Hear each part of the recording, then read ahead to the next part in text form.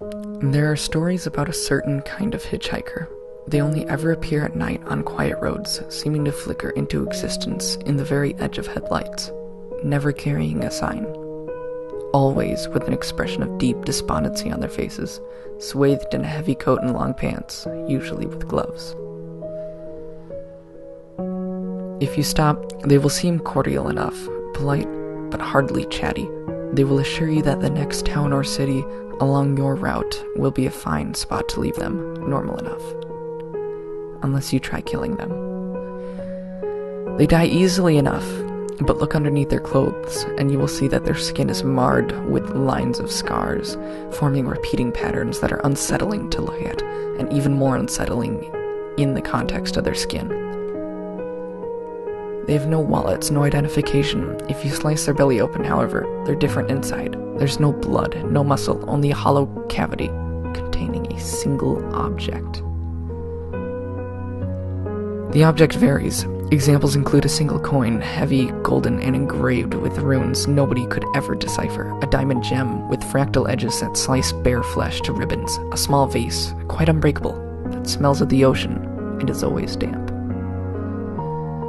Once you possess a hitchhiker's object, you'll find yourself always driving the quiet roads at night.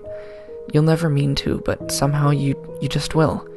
The lure of possessing a second one will hum quietly in your head. You'll strain to catch sight of a figure appearing in your headlights, try to resist the impulse to stop, and sometimes you might, but sometimes you won't. You'll try telling yourself that this is just a normal person on an adventure, someone who ran out of patrol. The logical part of your brain will scream at what you're doing. You'll smile and nod and look in the car, and you'll slowly, casually reach under the seat, in your pocket, or across to the glove box. I lay in bed one night, drifting off into a deep sleep, until I heard what sounded like whispers. I quickly jumped out of bed, panting, and turned on my lamp. The light was dim.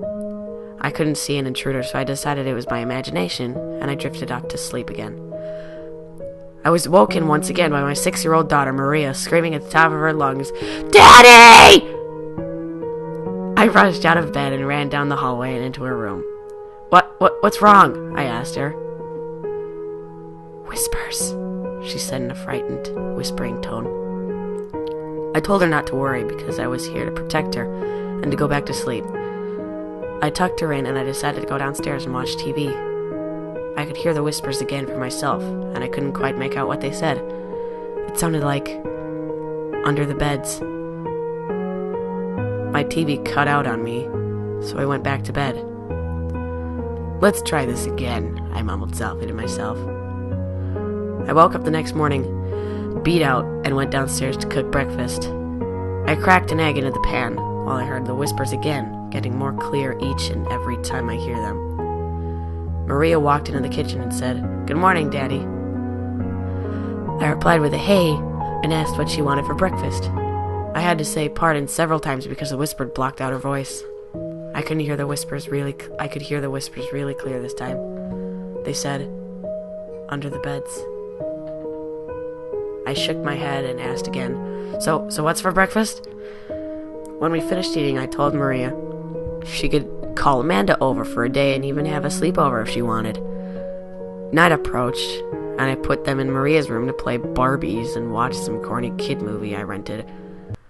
Around midnight, when we were all asleep, I heard a knock on my door. I opened it, and it was Amanda. "What's up?" I asked. "I'm scared," she said. I drove her to her house and rushed back knowing Maria would be up too.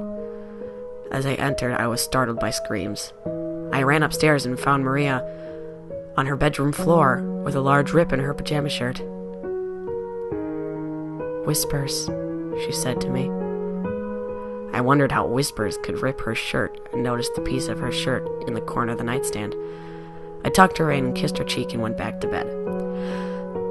I was comfortably drifting off to sleep when a large, cold hand gripped tight around my ankle and pulled me under the bed.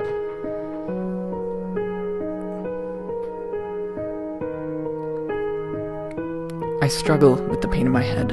like 1,000 blades scratching my brain in all sorts of directions, ripping up my thoughts. My soon-to-be divorced parents fighting each other drunkenly, my brother near asleep, trying to drown out their screams of slurred anger with his pillow, seemingly suffocating him. I lay on the ground, the rough carpet scratching me as I writhe in pain, fighting the thoughts. It would be so easy, so easy. The knives are in the garage, just do it. So easy, so easy, so easy. Please just stop, I whisper incoherently, but it still persists. I don't think I can handle it anymore. The assholes at school yelling and pushing me in the halls, my parents arriving home, one of them puking drunk, the other close after, arguing about something stupid. And my brother always being so annoying, stealing anything I receive. Just do it, so easy, so easy. The sound of glass breaking fills my head, and it feels like the pressure in my head releases. I just need to listen to the thoughts, and everything will be all right. I get up from my position and slowly creep my way past my brother, now asleep with the pillow on top of his face. So easy, just push down, and when he stops fighting, it's over. So easy. I turn towards his bed and close the distance between the head of his bed and me. I move my hands above the pillow and gently place my hands on the ends of the pillow. So easy. I thrust my hands down with incredible strength, adrenaline in my veins as I push down even harder. He wakes up and starts to struggle. I keep pushing, almost losing my balance. The pillow muffles his screams, and after about another 10 seconds, nothing. I grin wickedly and remove the pillow to see his last facial expression, the need for air, his mouth open, almost appearing to scream.